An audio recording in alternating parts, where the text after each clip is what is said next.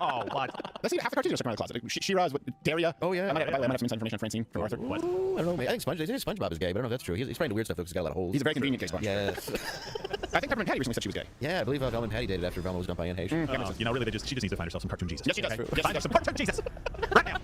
We go to look for the ghost. He's not there. Uh-oh. They ate a lot of old meats out of haunted places. Yes, they did. It's an old haunted mansion, and you're just making a sandwich. Right? Yeah. I don't get the ghost. How are you not sick all the time? I don't understand. They are. It's to hide the AIDS. Yes. Yeah. No, she's a lesbian. Oh, no, I don't get it, guys. Oh, come on. on. SpongeBob. Just riddled with it. Yeah, that's true. Those aren't holes. All right, Even a sponge. Let's move on to Elon Musk here. Elon Musk has agreed to continue now with and this isn't necessarily new, but there's some developments. The $44 billion purchase and that was the original price too. That's what kind of surprised us is with the bots issue.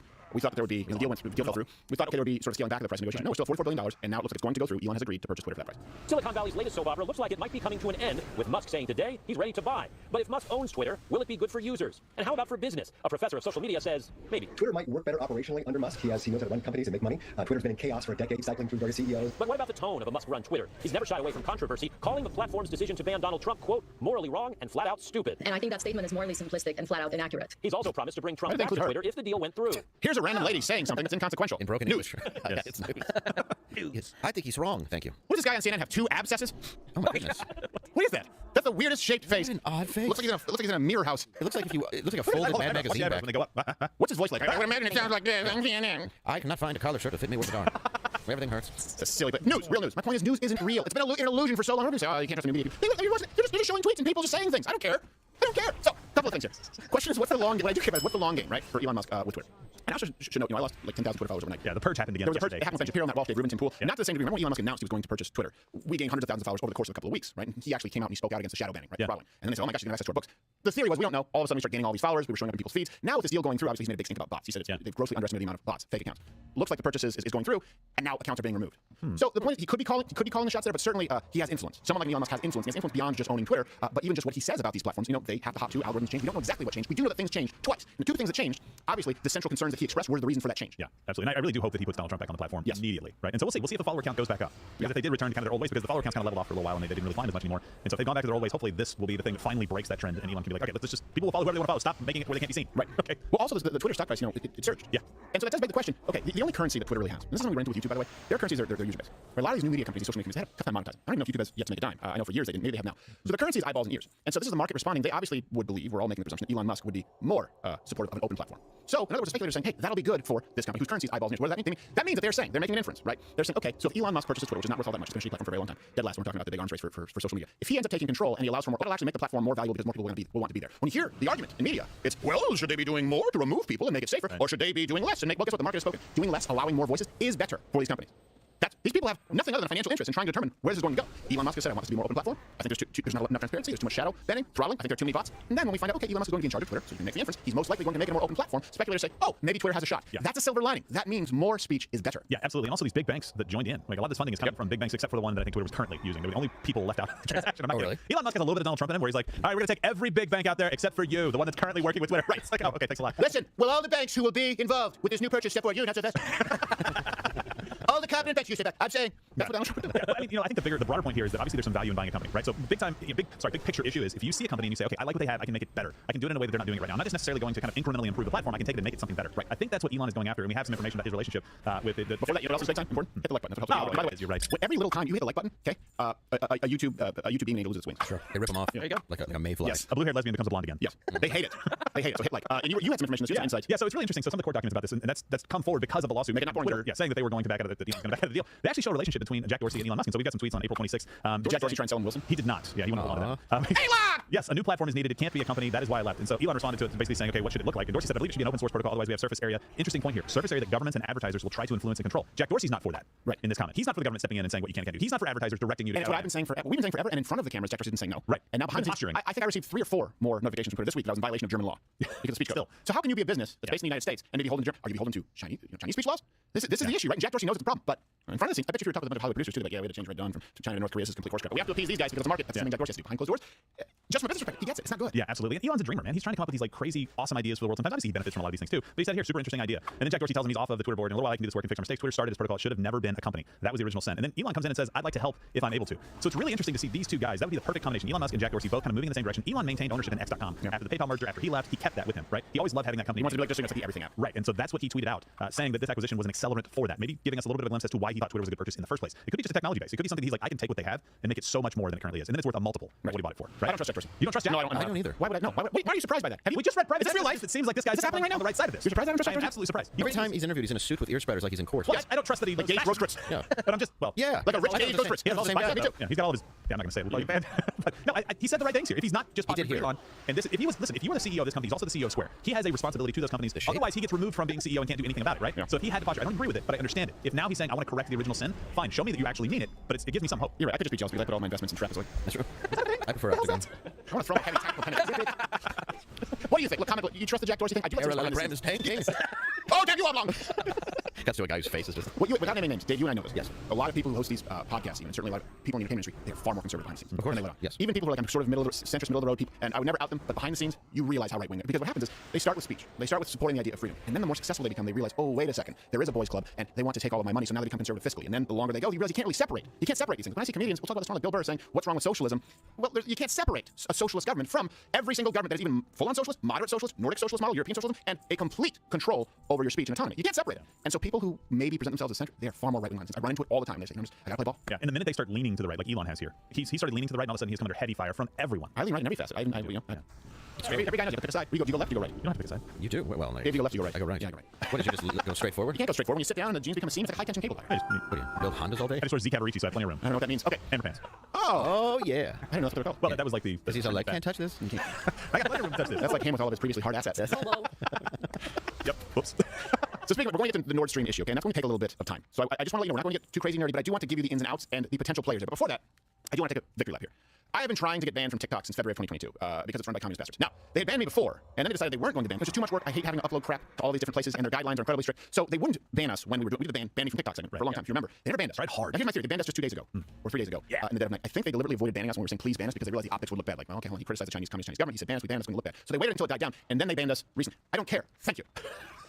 Finally. So, just so we put a close to this chapter, mission accomplished with all this, screw the CCP, screw Xi Jinping, and TikTok, well, at least my TikTok, time to close. I can't in good conscience remain on the platform on TikTok. I've already banned like 3 times. I was going to manually delete TikTok with a plan, like on my phone. Look, and I realized, wait a second, I don't need to do that. I can just say true things. Okay, all right, let's try this for TikTok. Miles great leap forward led to the death of 45 million Chinese citizens. Xi Jinping plagiarized your doctoral thesis. On June 4th, 1989, the CCP murdered thousands of protesters at the Tiananmen Square. The 9-dash line isn't real. Time to close. Endings and beginnings are ending and beginning now. Time to close. It's time to go to places where you go End it for me. to Mercy, come on. place Ban me. yourself. I don't want to have to upload stuff to your platform anymore, but I'm not going to do it myself, China. I'm talking to you, not him, China. You. I think all of us can say this in unity on the count of 3. 3, 2, the CCP. Oh, bother. I know Japanese. I don't know how to say thank you in Chinese. How do you say thank you in one of the Chineses? In Mandarin?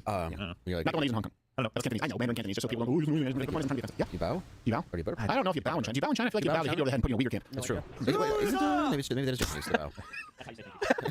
I do know Japanese because of remember the Big Bird movie? Yeah. When we were kids, we would say, yeah, put on Big Bird turns blue because they beat him like he's an elephant in a circus and he turns blue. 谢谢你 It was a sorry, that was thank you in Chinese. Let me hear I it. caught that. 谢谢你 I don't trust that. I feel like you're insulting me and not telling me.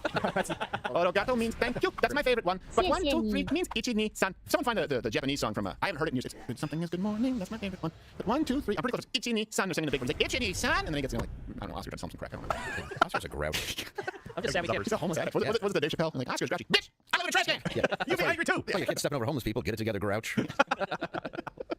Snuffleupagus. I'm sick bird. I want some smack bird. Brought to you by the letter E. His pupils just. Maybe if you just gave him some painkillers, he'd be like not that grouchy. He's like, oh man, Yeah, pretty good. man. Not to mention those Muppets who clearly had a stroke where the only word they can remember is yep. Yeah, there's a lot going on Sesame Street that I think is behind closed doors. Yep. Can you say anything else? Yep. Oh, it's stroke Muppet. Nah. Oh, he's fun. Yeah, there's a stroke. They can only say yep. And I can say this. My grandfather had a stroke. He could only say yes. He couldn't say no, but he could sing happy birthday every single year of my day. Really? Yeah, not to put a damper on it, but it's a different side of the brain. My point is Sesame Street is awful, and a lot of them are likely pedophiles, allegedly. So, Elmo, allegedly. I have a story about that. I don't know if we'll get banned for. You know, that guy Elmo. He said he had a consensual relationship. Okay, look, I'm just sorry. Today's one of those days. Just go with me here. The guy did the Elmo voice, right? He claimed it was a consensual sexual relationship with young men, right? While he was married. The allegations there were many were that these people were underage, like 16 years old. Yeah. Okay. Here's the thing. They fired him at Sesame Street, or he resigned. But if you go and watch the Dark Crystal making of the show, he's there. Really? He's there puppeteering. Yeah. So in other words, it was clearly just for show. So whether he did it or not, he obviously had done something where the situation was untenable where they wanted him to resign publicly. But behind the scenes, if you guys have watched the Dark, it's not really a great series, just so you know, it doesn't really do the film justice. But the making of documentary, you can see that alleged pedophile Elmo puppeteer right there. And at one point, I swear to you, he almost looks away from the camera. Like they're showing, look, this is how we did it. He's like, Oh, that's I crazy. just thought it was creepy. Why risk it? Why risk it? Why have him involved with anything that has to do with children? Are you old enough to drive? That makes Elmo sad. You aged out. No means no, and well, no means yes. 5 no's and a yes means we're doing this. Elmo, soft, yeah. Just little wire moves the hand. Up there. You hold the puppet. Do you know Elmo's soft? Is it Elmo's role? No, it's shh, don't tell. Do you want Elmo to hurt your sisters? Elmo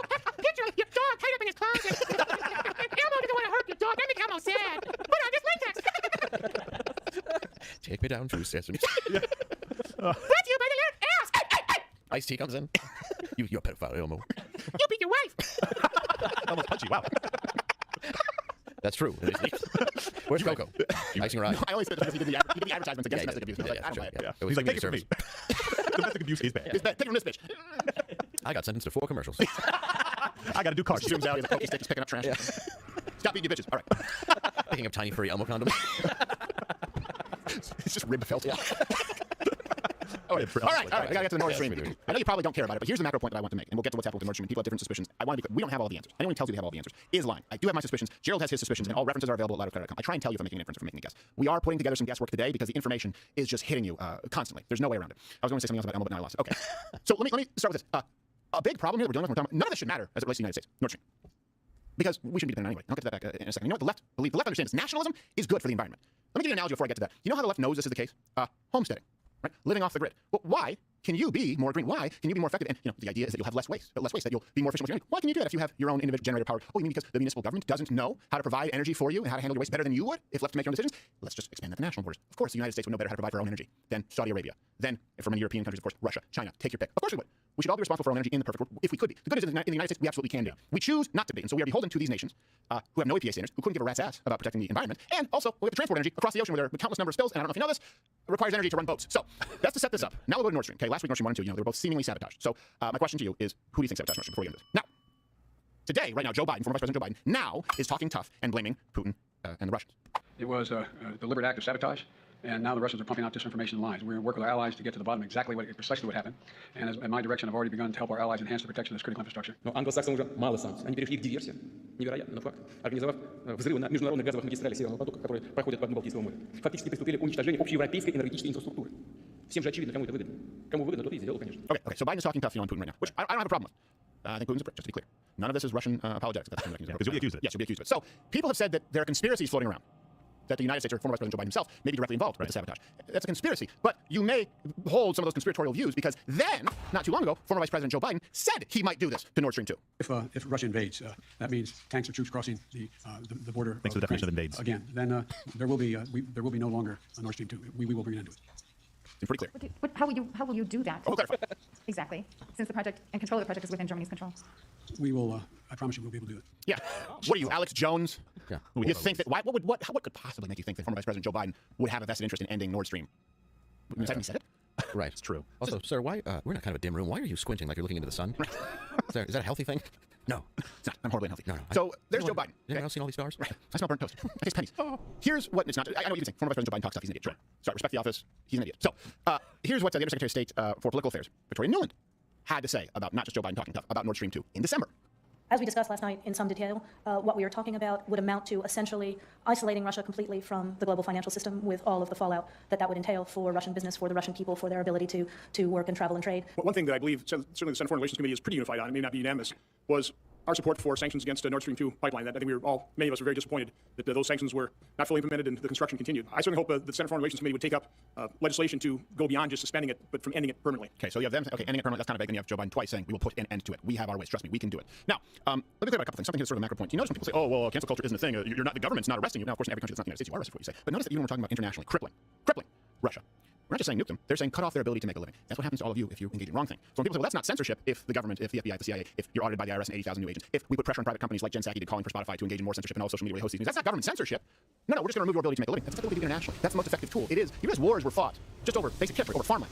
You know the people who fought wouldn't have been a war over the ability to make a living because the government can pinch that valve entirely. So just keep that in mind. Next time you'll say it's not a First Amendment issue. All that's at stake is your livelihood. So we'll get to there's Russia, there's Ukraine, there's the United States. Potentially who could have done this? There are a lot of conspiracies around. There's also another one that honestly I do think given the recent events that we have, there's another actor at play, and it could just be a glorified ad for Seagal's new film. So that is something that I knew it. Undersea. Undersea. Where's the throat? On deadly water. That's so terrible. Oil down below. Under the law.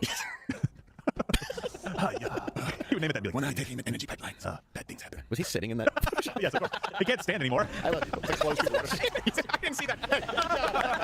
Someone put him in a lazy boy recliner underwater. Wonderful photo show. I missed that. That is fantastic. Yeah, because the last 8 movies he's made, he's like, I'll be sitting the whole time. Yes, exactly. I look more powerful. His stunt double is more unrealistic when the Power Rangers would all turn into 12-year-old Japanese gymnasts. Yeah. His stunt double is you just have to stand for Mr. Seagal. Yeah. It's not just a fat guy in a wheelchair. It's a hologram of Larry Flint. Yeah. All right. So we have to ask ourselves, okay, what exactly happened with the Nord Stream pipeline? Okay. First, really quick, let's take a look at the pipeline. They run from Russia under the Baltic Sea to Germany. Okay, property of a Russian state-owned energy company, Gazprom, and of course that's why Putin's one of the wealthiest people in the world. It's all completely illegal. Gain. He stole. Yeah. I don't think these people should be included in the wealthiest people on the planet list. Whether it's him, whether it's Saudi Arabian oil sheiks, or people who were born into people who took it from their. I don't think that should be included alongside people like Bill Gates, Mark Zuckerberg, Jeff Bezos. Even though I don't like those people, I think there's a difference between actually earning your money versus stealing it. Okay, so September 26th, 3 separate leaks, Nord Stream 1 and 2. Right, these are recorded. Just for those of you who don't know, here is exactly what it looked like. Looks a little bit more than a leak. I did that. So, Very dramatic. yeah. Okay, so we were kind of going through this morning. Like I said, this is a bit of a discussion. We have to go through what would be the motivations for Russia, Ukraine, the United States. Okay, what would be Russia's motivation for sabotage? And by the way, hit the like button, helps the algorithm. I would really like to hear what you think. I'm kind of 60-40. Remember last week we were talking about the nukes? Same kind of thing. I don't think it's completely out of the realm of possibility that the United States has played a role in this. Right. Not saying they sent in, Jesse Ventura with the underwater demolitions unit to prick the pipeline. No. But I think that there could have been some shots called from the United States. So what would be Russia's motivation for the sabotage? Okay. Well, first off, 35% of all EU gas comes from Russia. Okay. Here would be maybe one reason. Germany, they already froze the Nord Stream 2 project 2 days before Russia invaded Ukraine. Russia had stopped all the gas flows through Nord Stream 1. Right. So that was the leverage, right? That was Russia's leveraging, saying, okay, we're not going to send any gas to you. It prompted the entire EU to basically say, get ready for a very hard winter. Right. Make sure you guys save as much as you can on energy because we might not have it. Yeah, William, he was in Paris. Yeah. He was in Paris, and he was saying it's so cold they shut off the heat. Yeah. I knew they were shutting off water heaters in Paris, or sorry, in France for certain times of day, but apparently there might actually be certain citywide mandates to shut off. Oh, there the are. heat. Yeah, absolutely. Yeah, because it's going to get really, really cold. Obviously, a lot of those places, and so they're saying, all right, well, if we're not going to have gas, you're not going to have any options. You have to burn. Oh God, we're going to have to burn wood. Wouldn't it be great if that giant nuclear plant wasn't closed down last month? And so basically, the European Union, or the EU, all these countries are saying, like, hey, Russia, you better not. And then they go out publicly and say, by the way, we are going to move off. We're no longer going to use Russian gas or Russian energy. And they're so effectively. They go, no, wait. We said we would move off Russian energy eventually. Yes, one of these days. Because right now we're saying, okay, there's no time like the present. Yeah. Right. That's their leverage right there. Because you can't threaten a country that way to try and cripple them economically and not expect some ramifications. That's the strong case for why Russia might have done this. Right. So Russia is in a position, especially Putin right now, where he's losing power. He's losing his grip on his citizens because they don't want to be fighting this war. And they certainly don't want to go full-scale mobilization. They don't believe in it that much. They're not defending their homeland. They're invading another country. Right. So in his mind, if the economics have been removed from the situation already, he can do this and then say the West has attacked us. Right. So it's a stretch. This is all conjecture. What you're saying, so hold on, just to be clear, you're getting a little bit convoluted. What you're saying, because we talked about this before, I think what you're trying to say is he could have sabotaged it and wants to blame it on the West, so that he can say, look at what they're doing. Look at the evil devil. Right. But there's a two-pronged benefit there for them. Is they also get to harm the rest of Europe because they shut off their energy. Yeah, they shut off their energy and say, fine, if you want to be independent from us, then we'll see how you like that during the winter. Right. Now, the Ukrainian people would also kind of benefit from this. If Russia is blamed for this, or if the United States is blamed for this, either way, they kind of win. Right. Because if they're the ones that did it, I don't know if they have the capacity to do it or the wherewithal, but if they did it, they now have pitted two of their kind of big players against each other. So the United States is more apt to jump in and say, no, we're going to go and do more against Russia. So we're going to help Ukraine further, which Joe Biden just, I think, sent several $100 million more in arms to Ukraine and signed that into the money well spent last week, something like that, right? So the other thing to keep in mind too is that Russia knew that their hold on the country was actually going to go away even further because they had just completed a Baltic pipeline to go in Poland and start taking some of this demand away from Russia. Right. So they were kind of towards the end of that game anyway. Right. So this is basically, all right, Europe, go ahead and do it without us. And they get to say, well, look, if the Americans did this and harmed the pipeline, look how bad. Imagine if we did it ourselves, which we did not do. This time we did not do. It is America, but we could do. We didn't do. But we could. But we didn't. But we could. Be much worse for you. That's what they're trying to do. Now, what would be America's motivation for the sabotage here? Again, there's speculation. Okay, here's one. Gas, the gas from Russia to Europe, right? It really is the only source of revenue for Moscow. It's the primary source. It is the driver. Yeah. If it goes away, this nation ceases to be. Nord Stream 2 alone, talking about tens of billions of euros. Something else, another reason, these pipelines, they bypass Eastern Europe, might take away revenue from countries like Ukraine. Right. I think it's like $3 billion a year. Right. Yeah. That's also, by the way, that's the speaking fee for Zelensky. No, that's the private stand-up performance. Yes. Did I show you the bit where he's playing piano with his penis? I'm sorry, no. Yeah, guys, you can find that. Sarah sent us an email. She found that. We can run it later. Where he's, but if so, I'm not exactly. It's over the top. This is stand-up. It's what you expect from awful Eastern European guys. Yeah. He's there behind the piano, like dong dong dong dong dong, and moving his hands like, it's like I'm doing it with my job. See? So it's better than any speech Biden has given. Yes. If he would have just answered every question by playing the piano with his dong, you'd be like, all right, Joe. I think I'd vote for him. Yeah. By the way, here's a. That's amazing. Oh, well, I'll find it. You didn't see this yet? No, I did. I went down the rabbit hole of Zelensky stand-up after we talked about it. I thought it would just be the one clip. Nope, there's more. Oh, dear. It was like Dancing with the Stars. It was like Dancing with Zelensky. Like he was on every reality show. There's so much that exists of awful. We have it. There's so many shows and all this. Do we have it? Yeah, we have it. Do you want to do it? Let's do it. Okay, so by the way, this is. I don't even know how to set it. Like I said, they're just two awful places. Russia, because of the human rights violations, right? Because of the fact that they oppress their people, because Putin is wealthy through ill-gotten gain. And then Ukraine, because they let this asshole lead them. And their pants are down around their ankles, by the way. That's enough. Those guys are laughing because they'll get shot if they don't. I rarely use the term offensive. I'm really at a loss for words here. Oh, your face on this is hilarious. You know what's crazy? They were really doing it. I guess it's not bad. I don't think they're really doing it. You would have been a minor. This is a real talent. One was playing the whites. What a stupid. Imagine what he does at the toy store with a big one and a big piano, like big. Yeah. So streaks. Slip and slides it. He's just doing it the same way. Just both of them. Robert Loggia's old balls. Think of all the time one spends writing to craft a joke, and he's like, I could just out of sync fake slam my wiener on a piano. Yeah, and there's somebody else who's like, can I do that with you? Yes. Yeah. There's some agent like, no, what you got here to do all that? Yeah. Why would you do it just you? Why would you just you? I can make 2 stars. Your penis is always better than mine. Yeah, like Martin and Lewis. Okay. Oh boy. Lewis and Clark. Or Lewis and Clark. The point is, your dick needs to be on those ivory keys. No. Oh. No. Yeah, Casey got him on that one. All right. Sorry. What's a boring topic? That's when you testicle the ivories. Ah, son of a gun. don't even know if you guys are tracking. No, I caught what you said, and I'm aware that it's now soundbite. Oh, okay, thank you. It's not even, by the way, not even in sync. Like, there was this funny act in Montreal just left. We see all these weird comedy acts. It's not the same thing. Where these guys were on stage completely naked, and they just each had like a balloon, and as the balloons would deflate, they would pass them, so you never actually saw anything. Yeah. But this was brilliantly choreographed, where every time you thought, oh my gosh, it's going to be full frontal nudity, they did something that was funny, and they would do it as a troupe. Like, okay, it's different, it's weird, but I mean, compared to what you make in France, just some clown in a paper mache hat, and they laugh their ass off. Like, okay, this is decent comedy from Europe. That is just lazy penis piano playing. Back to Nord Stream. Columbia professor Jeffrey Sachs had this to say, where he was making the case that, and beyond Joe Biden said he might do it, that the United States is at fault. Jeff, we got to stop there. That's quite a statement as well. Why do you feel that was a U.S. action? What evidence do you have of that? Well, first of all, there's direct radar evidence that U.S. helicopters, military helicopters that are normally based in Gdansk, were circling over this area. We also had the threats from the United States earlier in this year that one way or another, we are going to end Nord Stream. We also have a remarkable statement by Secretary Blinken last Friday in a press conference that he says, this is also a tremendous opportunity. It's a strange way to, it's a strange way to talk if you're worried about the piracy on international infrastructure of vital significance. So I know this runs counter to our narrative. You're not allowed to say these things in the West, but the fact of the matter is, all over the world, when I talk to people, they think the U.S. did it. Thank you, Napoleon Dynamite's uncle. Now, he's one of those crazy conspiracy theorists who's a professor at Columbia. We also have the Polish MP, former Foreign Minister Radek Sikorski, thanked the United States on Twitter, saying, thank you, USA. Now, that doesn't mean that it's true. It just means that there's enough smoke there where a significant number of players internationally believe there could be fire. My only point is this. Don't allow people to tell you that you're a crazy conspiracy theorist if you think, you know what, I think the United States may be involved here. Yeah. Because that's what the media's trying to memory hole what Biden said. Right. And it's incredibly reckless for the administration to say stuff like they said earlier. And also, we didn't play one of the clips from Victoria Nuland. She actually went further and said that we would end it. Right. There was a more precise clip at a briefing that she was giving. And people look at her and go, oh, she's the one that pushed for the Ukrainian government to be overthrown in 2014. She's the one that pushed for the Iraq war. I'm starting to see a little bit of a trend here with this war hawk essentially going out there and pushing. So if Biden is taking instructions from anybody that has anything to do with her, it's very likely that could have happened. Right. And it's very dangerous for the administration to be so obvious with it. If they're going to do this at some point down the road, you send a memo out or something. You talk to everybody so there's no paper trail. Just don't say anything stupid like we will end it. Right. I don't want to cut you off because you're making a good point. And I assume this will be clipped for credit bits, but I think what you're saying is she can't be trusted because she's a bitch. I didn't say those words. You heard name that reference, by the way. Comment below. Oh, Bob said it. All right. Don't ruin it. I want to see if people get it. I don't know it. That's a fantastic one. Do you know the one? I do. The tuba. Which we can't say anymore. It's one of the funny things that's on the internet. Okay. So here's something else that I want you to sort of focus on. This should be highlighting. I don't want to say truth. To me, this does highlight something more important. And I will say emphatically, you shouldn't speak in absolutes. Green energy policies, and certainly how we pursue them here in the United States. We all know that it's horrible economically. We all know that it's deadly for human beings, right? Because as energy prices go up, I think right now it's $3.70 something for gas across the country. Significantly it's about to go up, by the way. OPEC just raised it. Right, it's about to go up. So Michigan, it's not even close to that. I was there recently. What is it in Michigan? It's still like 4. Really? Yeah, and then it was like almost still 5 something for premium. I've noticed the gap in Michigan. It didn't used to be as severe between Michigan and Texas. I would have to look at sort of state policies and why that is. If Texas was, like when Donald Trump was president, like $1.89, in Michigan it was like maybe like $1.99. Yeah. Now it's a huge gap. It's almost like California. Like 30 cents. Right. Yeah. And keep in mind, for you, that's inconvenient and it sucks. And for you, it could be really difficult and cut into your bottom line combined with the other inflation that you see at the grocery store that you see everywhere, right? That being said, do count your blessings because for people in third world countries, it's deadly. They die. They die. They can't afford energy. So when I say the green policies are worse for the environment, I'm separating that we all know, beyond any shadow of a doubt, economically it is crippling. We all know that it kills millions of people, right? For every, there are these tables that exist. I don't have them in front of me. Where for every dollar the price of gas goes up, or the price per barrel goes up, how many people lose their lives because they're not able to, whether it's heat their homes, whether it's cook their food. So let's separate that just on the environmental impact. Green policies are a net negative. Now, remember this, and this is how it was Nord Stream. 2018, Donald Trump warned the Europeans about being dependent on what? On what? And by the way, to give Mitt Romney credit, and I really hate to do that. I know. Remember back in the debates we talked about the problem with Russia, and remember what Barack Obama said? Yeah, the 1980s are calling. They want your foreign policy. Yep. He said, exactly. Yeah. I was going to do it about He said that in the debates, and they're the ones vilifying Russia.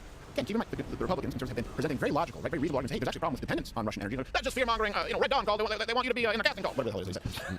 And then they go, Russia's evil. Whereas we were saying, well, regardless of whether Russia's evil or not, we're not calling it, we just shouldn't be dependent. Europe has a problem being beholden to a very unstable country. So Donald Trump in 2018 warned the Europeans about being dependent on Russian energy. Now, if you don't remember the reaction, it's not that they said, well, maybe we disagree. The Germans, arguably most affected by this right now, the Germans laughed at him publicly. Here's a refresher. Germany will become totally dependent on Russian energy if it does not immediately change course. Here in the Western Hemisphere, we are committed to maintaining our independence from the encroachment of expansionist foreign powers. Look, those smug prick. It's been the formal policy of our country since President Monroe. All of those people have a lifetime of experience in what does American say? What does he know? Look at his silly hair. Well, how'd it work out for you? And by the way, let's bring up overlay and all references. Don't bring up the 40s. Right, yes. You're on vacation. Before we get to the other issues here, keep in mind, 2018, that was the first time the United States became a net exporter of oil and refined fuel. In decades. So Donald Trump said, you guys need to change your dependency here. This is going to be a problem for you. And for the first time, made it so that we were actually a net exporter, which I would argue, better for the world. If the world's able to get gas, or the world's able to get oil, whatever, from energy from us, better than getting it from Russia. So here's the issue. Being dependent on energy from Russia forces you to play ball with not only countries, not only evil people who don't give a shit about human rights, but they also don't care about the environment, to be clear. Yeah. And we don't need to be dependent on them at all. America, right now, and we've gotten into the numbers where Joe Biden feels actually he's allowed for more oil and that's because he ended a bunch of leases and then he opened up some more after Donald Trump, right? We'll go back and go watch that. I'm not going to spend, that takes an hour in and of itself. Here's the point. America has enough natural gas to feed our demand, to supply our domestic demand for at least 98 years. Wow. And an environmentally conscious way of removing it. Yes. Yeah. But by the way, I thought we can't frack. Oh, what's the alternative? Wind and solar. Well, we can't do that. So what do? Well, we've banned some of the fracking. We've banned some of the offshore drilling. So where are we getting? Right now, we need energy. Where are we? Saudi Arabia. Oh, that's better for the environment. Venezuela. Right. Oh, that's better for the people of Venezuela. They're still not able to have food. Also, again, we're a nation of people that we buy slave-made products all over the country in the most horrible ways ever, and we just don't do it here, and we think that's okay. Well, then virtue signal like, oh, you should definitely treat people better. And they need $25 an hour to be able to work. Okay, what are you saying to the people over in China, NBA? Oh, we're just going to go over there to get the stuff. But I mean, and by the way, you can't blame all the business owners because unfortunately, it's not cost-effective. You can't even be sustainable to build a lot of these things in the United States. Why? Because of the taxes, because of the red tape, because of the regulations. Isn't there a middle ground where there are no regulations in slave labor in China versus, I believe now, it's going to make up the highest, if not top 2, highest highest corporate tax rate in the industrialized world, including a lot of the European socialist countries, that make it impossible to run a business for us to be able to manufacture and create, or at least use. We can't use our raw materials in a lot of ways because it's bad for the environment. So a business owner has to go and get something done. It's not his fault. It is your government's fault. So we have enough gas to feed for 98 years. Okay, that's from the United States Department of Energy. Now, the United States also has more oil reserve than any country in the world. A lot of people don't know that. You think Saudi Arabia, right? You think Venezuela. The United States has more. We just don't use all of it. So we get it from those countries. And by the way, not only is it dirty and corrupt, right? The Nord Stream incident could be the single largest methane release ever. Joe Biden was at a press conference. And by the way, the largest tanker spill ever was the Atlantic Empress. Right? It was a Greek ship. It was going from Saudi Arabia to Texas. In 2021 alone, more than 10,000 tons of oil were spilled by tankers. Oil tankers make up 13% of maritime emissions, 114 million tons of CO2 annually from transporting energy. Countries like Russia, Ukraine, energy companies, right? They prop up these corrupt. It just props up these oligarchies. You have several. It's worse for the environment. Yeah. There are more spills. There are more CO2 emissions, more methane emissions, and you're supporting the oligarchies who then get the champion of one of the wealthiest men in the country. He should be poor, and we should use our own energy. Why? If only to save the environment. Yeah, and if you guys really do hate places like Saudi Arabia and you want to make sure that those people stay in power, you hate places like Russia, not the people of the countries, but the leaders of those countries, why do you continue to say that we should buy oil from them and not do it here? They certainly, we've told you, they don't have the same kind of standards, but you're also feeding their country. You're basically saying you get to stay in power because you get enough money to make sure your people don't overthrow you. That's essentially what's going on in Saudi Arabia right now. Without all that money, there's no way people take any kind of subjugation if you don't have any kind of care. If it's just all stick, eventually it goes away. Right. Yeah, for sure. Yeah, they would go back to the dark. Or be forced to change. And right now, I kind of bumbled over this, but they just cut oil production. OPEC has power over us because they're like, oh, we don't like the price of oil right now, so we're going to cut production by 2 million barrels per day. Not a small thing. Joe Biden has taken the United States oil reserve to the lowest in 40 years just to try and win an election to make sure gas prices aren't too high. Right. That's the only reason he's done it. Right. No, you're absolutely right. And this is just one of the, again, crippling economically. It kills people. It's not an anti-environment. I'm pro-human being. That's what it is. And ultimately, modern environmentalism, whether it's a 5-page Green New Deal that takes over, whether it's 4/5 of the economy, go, I read the entire Green New Deal, you can watch it on YouTube from cover to cover. Oh, every single word. It took me 16 minutes to read. It's religion. It's religion, and you worship God. You worship Earth. Right? That's just your God. It's just a new form of pantheistic paganism, effectively. And it's worse for the environment. That's why there's no logic to it. Logic would say, okay, look, sure, we would love to move to quote unquote renewable while not allowing nuclear. And by the way, every country, if everyone just embraced, for example, nuclear energy, every country could supply themselves. Yeah. We would no longer have to do international politics. Let me ask you this: when have you ever felt, or when have you felt in a negotiating agreement to be in greater control? And this is where I'd like you to comment below. And you can hit the like button; it always helps with the algorithm that you hate. Let's say, I don't know, maybe you want to go buy a car. Maybe you want to go buy a house. You ever been in a negotiation where you don't need it, where you're actually willing to walk away? It's not posturing. How did that turn out? Did you end up with a better deal? Did you end up making better? At the very least, you didn't end up with a better deal. Did you end up making better decisions where you weren't forced to compromise? Right? If I need a new, my car breaks down. I've had this. Right, a car that broke down, and I needed to get a car. I needed to get a car because the driver gave the gig, and I didn't have a car. You know what? I got another car that really had a replaced transmission. Wasn't well, I got a car, and here's what it was: a new transmission, a Ford Taurus, would have been $2,000. The used transmission was $1,600, but had 80,000 miles on it. That was what was currently in the car. I should have said no, but I needed a car, and it was what was available, so I compromised. Next time when I was older and I was looking to purchase a new car, I was able to walk away. From any dealership I want, guess what? We ended up getting a better deal in the car because I could take my time. I wasn't beholden to them. The issue is leverage. You don't want to be leveraged by countries who, by the way, have no vested interest in helping the environment. We have more oil than any other country on the face of the earth. We can supply our own natural gas for 98 years. And to the Zoomers out there, Gen Z, you may not know this. Does anyone here remember? We heard growing up about peak oil. Remember peak oil? Yeah. Peak oil was supposed to happen in the 70s, in the 80s, in the 90s. That was what we were raised with. Hole in the ozone, CFCs, and peak oil. I haven't heard that discussed recently because that's not the issue. Now it's not about peak oil, it's about the fact that we're using any oil. Okay, we'll just keep moving the goalposts. I don't know. I think the United States has a vested interest in pulling some shenanigans. I think it's probably a concerted effort from several different international forces. Is that fair? I think it's fair. Yeah. I think it's more likely Russia did it, but I kind of want to Putin with a black hat, so yeah. I think he deserves it. Well, hard to fit the hat on his head. Oh, that's true. Yeah. He does. His head looks swollen. He does. Looks like Mr. Mackey a little bit now. Yeah, Syphilis will do that. All right, we're going to go play. They don't make them like they used to, which we could absolutely not do on YouTube. I believe, I'm not sure, I might be doing hidden camera thing for us. I believe they might be, but I'll see you in Oklahoma City. I don't see them, I'll see you in Oklahoma City. October 8th this Saturday. They're, you can liveplayer.com/tour. There's some tickets left. YouTube is off.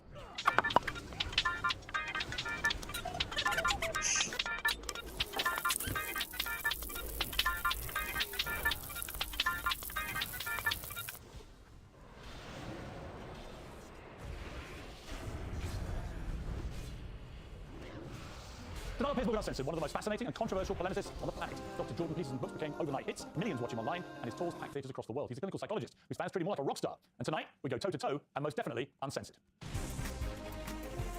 From London, this is Piers Morgan Uncensored. Well, good evening from London, and welcome to a special edition of Piers Morgan Uncensored. Dr. Jordan Peterson, one-on-one. He's a clinical psychologist turned culture warrior and one of the world's most famous and infamous intellectuals. His books are instant bestsellers, tens of millions watch him online. Legions of fans swear by his straight-talking guidance. What I've recommended to people is clean up your room. But his outspoken views on issues like feminism, the taming of the wild man, essentially, by the desirable and virginal woman. And if you think women don't want that, then you better bloody well come up with an explanation for 50 Shades of Grey. and gender, You won't use my pronouns, so I'm pretty sure you're my enemy, yes. Yeah, well, I know you think that, but I don't believe that using your pronouns is going to do you any good in the long run. and made him a lightning rod for controversy. Almost 40 million people have now seen this notorious interview with a British news show. You're exercising your freedom of speech to certainly risk offending me, and that's fine. I think more power to you as far as I'm concerned. So you haven't sat there and... I'm just trying to work that out. I mean, Ha, gotcha. Celebrity friends face criticism just for meeting him. He's loved, he's loathed, but he's never ignored. And tonight, Jordan Peterson is uncensored. Well, Jordan Peterson joins me now. Jordan Peterson, welcome. Thank you. To Piers Morgan Uncensored. That's my first question, and there will be people genuinely wanting a simple answer. Yeah. But there's a bigger answer too. Who is Jordan Peterson? Well, I'm a clinical psychologist and a professor, and I'm doing that on a broader scale now, I suppose. But it's an extension of what I've done since 1987, really. I mean, I taught the same things I'm teaching, although I've expanded them. all throughout my academic career, my classes were very popular, and not popular exactly. The students found them extremely useful. Why have you become so notorious? Because I look at it as, I've actually watched a lot of your lectures. I've listened to hours of you and Joe Rogan talking about stuff. I don't see the devil that some people try and portray you as at all. And it seems to me the one thing we may share in common is certainly not intellectual prowess, where unfortunately I'm many yards behind you. But what we do share, I think, is that a lot of people seem to have drawn an opinion about us based on either what they've seen in a tiny clip, taken out of context a lot of the time, or what they've been told to think about you by other people. Yeah, well, that's some of it. I mean, I got tangled up in a political controversy in Canada. I mean, tangled up. I put my foot in it to some degree because I wasn't very happy with what I regarded as government overreach in relationship to who is in possession of my tongue. And I decided a long time ago, and really a long time ago, that I was going to say what I thought, and sort of independent of the outcome. You know, often people craft their speech. You know, I could come here on your show, for example, I spent half an hour thinking, well, what do I want out of this show? But I don't think like that. I wanted to come here and have a conversation with you. You don't actually make notes, I'm told, before your big I make notes, but I generally don't use them. So I have to prepare, you know. Are they different when you go on tour? Is every night different? Yes. I never do this. How do you decide what to talk about? Well, at the moment, sometimes I'm taking questions from the audience, and so I just do a Q&A, but I don't look at the questions before I go on stage. And I ask my wife, who asked me the questions, not to show them to me. And then if I prepare a lecture, I usually have a question in mind, often that relates to one of the topics in my books, but sometimes something I'm thinking about. And then I use the lecture as an opportunity to explore that question and answer it while I'm watching the audience to see if my words are landing. And so it's an opportunity to think on my feet. And I think part of the reason the lectures are well attended is because it's a high wire act in some sense. Because I never know when I go on stage whether I'm going to bring the lecture to something like a punchline, to something like a conclusion. So, and I have no idea, because I have a variety of ideas up in the air. That's extraordinary. You have no idea where it may lead to. No. It's an exploration. Is that not scary? I mean, yes.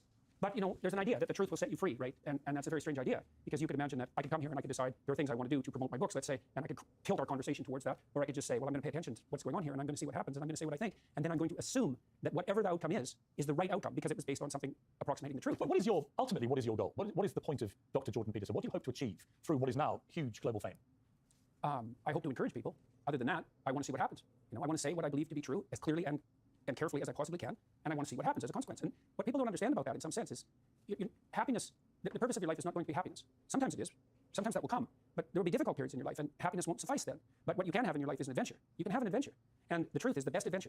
There's no doubt about that. And there's a couple of reasons for that. One is you don't know what's going to happen if you say what you think. Now, I don't mean incautiously, and I don't mean provocatively or any more than necessary. You don't know what's going to happen. So that's very adventurous. But also, if it's you and your voice, then it's your adventure. And if it isn't, like if you're crafting your speech or manipulating in any way, or parroting or abiding by the dictates of the crowd, then I don't know whose adventure you're having, but it's not yours. On free speech, it seems to me, in my 57 years of being on this planet, that free speech has never been under more ferocious attack. Not in places you would expect, like authoritarian regimes, but actually in democracies. I never thought I'd come to a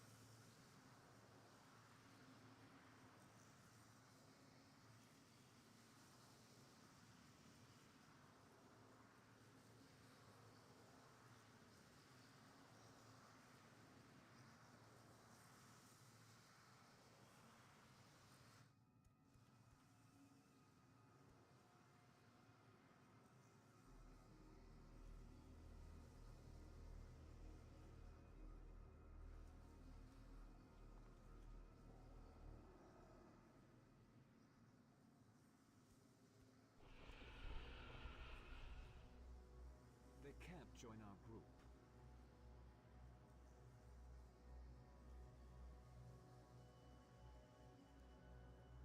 They can't join our group.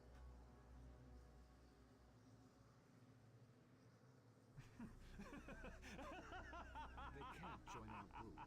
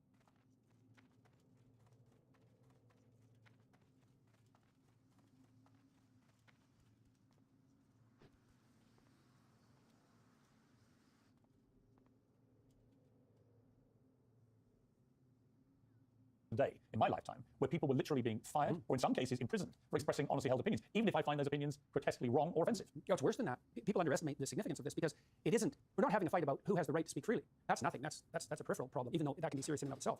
We're having a fight about whether or not your claim that free speech exists is nothing but a masquerade for your willingness to dominate and use power. And so if I was taking that tack, I'd say, it's all well and good for you to speak about free speech, but look, you're white and you're middle class and you're British and you're privileged, and you have this theory about free speech that your ancestors derived, but the only reason they ever derived that to begin with is so they could exercise their power. There's no such thing as free speech. That's just a lie to mask a power claim. And that's a way worse, cynical criticism of the notion of free speech than you can't speak because I don't agree with it. It's a form of fascism, isn't it? I mean, these people, it's worse than that. The kind of the ultra woke brigade out there, they categorize themselves as liberals, but there's nothing liberal about that mentality. But when you have a cancel culture, which is driven by if you don't agree with what I say, you're going to get shamed, vilified, cancelled, fired, maybe even in prison. That is actually what fascist regimes do to people, to their populace. Yeah, but the fascists are more straightforward about it because they basically come out and say something like, shut up or we'll beat you. Right. Whereas the compassionate types, who are narcissistic compassionate types, they come out and say, well, we're really trying to save the world, and we're acting in everyone's best interest, and we think it would be better if you should just, regulate what you say, because if you don't, you're not a good person.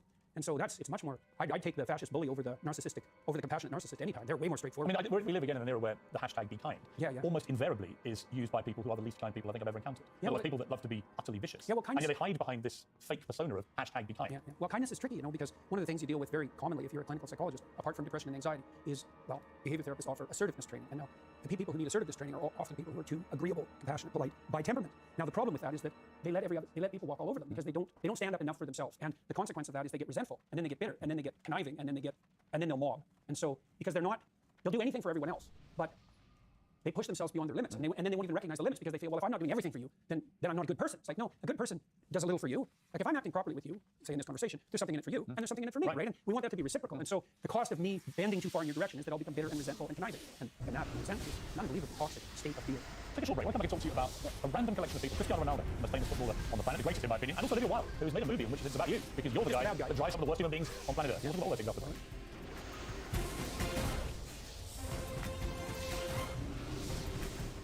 Welcome back to a special edition of Piers Morgan Uncensored, one-on-one with Dr. Jordan Peterson. So, a weird thing happened about 2 weeks ago. I was on Instagram, I popped this picture, and it was you with a friend of mine, Cristiano Ronaldo, the football genius, greatest player that ever played the game as far as I'm concerned. And you'd been to see it, just privately. And he was saying how great it was that he'd met you and you'd gone there. And all hell broke loose. He was bombarded with people saying this is outrageous, legend over, legacy finished. None of which would have bothered him because he'd heard all this kind of thing before. But the venom of it was from certain quarters was so pathetic, it seemed to me. So first of all, what were you doing, Cristiano? Why were you there? Well, he invited me to come and see him, and he had some trouble in his life a few months ago, and a friend of his sent him some of my videos, and he said he had watched those, and then he read one of my books, and found them very helpful, and he wanted to talk. So I went up to his house and we talked for about 2 hours. And he showed me all his equipment for keeping himself in tip-top condition. We talked a bit about his companies, but mostly we talked about what he wanted in the future and some of the obstacles that he's facing while pursuing that. And so we had a strategic conversation, I would say, for about on those topics for about 90 minutes. Were you in a way, the Ted Lasso figure in his life? Well, that's what it felt like. He didn't realize he was missing it? Yeah. Well, I think maybe he didn't realize that he was missing it because he seemed to have found it to some degree in those lectures. And so I always like to hear not only what people are up to, but what they want. And one of the things I loved about my clinical practice, which was very much predicated on, is like, well, you're miserable, let's say, not to say that he was, because he has a good life in many ways, but if you could envision a path forward out of your misery, let's say, to somewhere better, what would that look like? And it's not a question people ask themselves with enough depth. And then, having developed that vision, what are the strategies that might be put in place to make that more likely? And again, not in a manipulative way, but if you had to conduct yourself in the proper manner to bring about this desired end, or at least to move towards it, how would you organize your behavior? When someone like Cristiano, who we know what the personal problem was, he'd lost a baby and his partner was incredibly sad for him, and professionally after that, a lot of turmoil as to whether he was going to stay at his club and so on and so on. It seemed to me, talking to him in the last couple of days after he saw you, he's in a much better place, actually. That's what happens when you hang out with reprobate like me. Yes, but really interesting to me that so you and he both got criticised for just seeing each other. But actually, it was clearly very helpful to you. Well, I hope so. That would be lovely if it was true. It's a weird position, isn't it? There's Dr. Jordan Peterson, this guy that comes out of Canada lecturing students, and then you're at the home of the greatest football player of all time, and you're genuinely helping him. I mean, Ronaldo's known as one of the mentally strong athletes ever been, right? Not just physically, but mentally strong. And yet he needed someone like you to help him. I find that really fascinating. Well, I don't know if he needed me because he's a pretty confident guy, but you can always, and this is something that very confident people do, you can always improve on edge, And so his life is very well put together, and he had some trouble, but people do. But we talked a lot about what he wanted, how he wanted his career to end in the most graceful possible manner, and how that might be optimized. So I hope you told him to sign for Arsenal in the January transfer window. Did you, Jordan? No, I didn't give him. I try not to give people advice. I mean, I'm curious on that because he's obviously reaching not the end of his career by any means. He's sort of a world-class player, and he's incredibly fit. So he could play for another 3-4 years perhaps. But what is an end game for someone who's achieved everything in the game? Yeah, well, that's a good question. It's hard for people who have had a stellar career, especially one that's to some degree predicated on youth, to figure out what to do with the rest of their life. Now, he's well set up because he's a very canny businessman, and he has a young family, and he has lots of friends, and as far as I can tell on that front, he's situated himself extremely intelligently. So I think it looks to me like the transition for him is going to be quite smooth. So, but that's a testament to his wisdom because he made sure that his life was founded on more than one dimension of attainment, and that was very wise. Does it make you feel good that even people like him can find great solace from watching your lectures? Well, all that makes me feel good. I mean, I do think that this is part of the reason I keep going on these lecture tours, is that it seems to be doing people good. So let me ask you about kids. What you done by kids, I mean young adults, and they're into their 20s, trying to form their way through life. One of my favourite movie clips is Rocky Balboa. It's probably the non-intellectual version of Jordan Peterson in many ways, because he said this to his son, who was getting a bit spoiled in the title and moaning about being Rocky's son, and he says this to him. Let me tell you something you already know. The world ain't all sunshine and rainbows. It's a very mean and nasty place, and I don't care how tough you are, it will beat you to your knees and keep you there permanently if you let it. You, me, or nobody is gonna hit as hard as life. But it ain't about how hard you hit. It's about how hard you can get hit and keep moving forward. How much you can take and keep moving forward. That's how winning is done.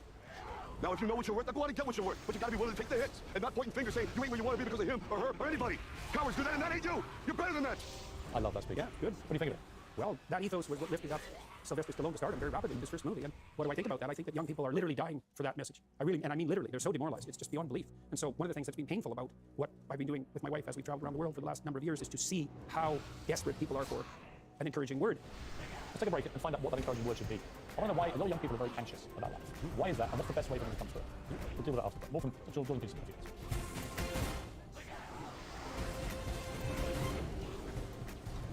Well, welcome back to this special edition of Here's Morgan Uncensored, one-on-one with Jordan Peterson. We left on a cliffhanger with Rocky Balboa and his address to his son about how to grow a pair, for want of a better phrase. This idea that actually your life is defined not so much by success, because you're everyone's friend who's successful, but by the knocks you inevitably are going to get, whether it's through losing loved ones, losing a job, losing a car, whatever it may be. You're going to get hit by blows in your life of differing magnitude. And I've always believed that how you deal with the downside of life really defines how you lead the rest of your life. Well, the clip is very interesting because it starts out with the admission that life is brutally difficult and sometimes unbearably brutally difficult. And you can see the progressives playing with that notion. It's warped into the sense of victimization, but it does reflect some understanding of the underlying tragic reality of life. And so it's good to get that right out on the table to begin with. Say, well, you're miserable, you have your reasons, and they might be deep reasons. But if you let the misery demoralize you and make you bitter and cynical and cowardly and make you withdraw, then first of all, that's a failure in the highest sense on your part, and all it's going to do is make everything worse. And then you might think, well, what do you have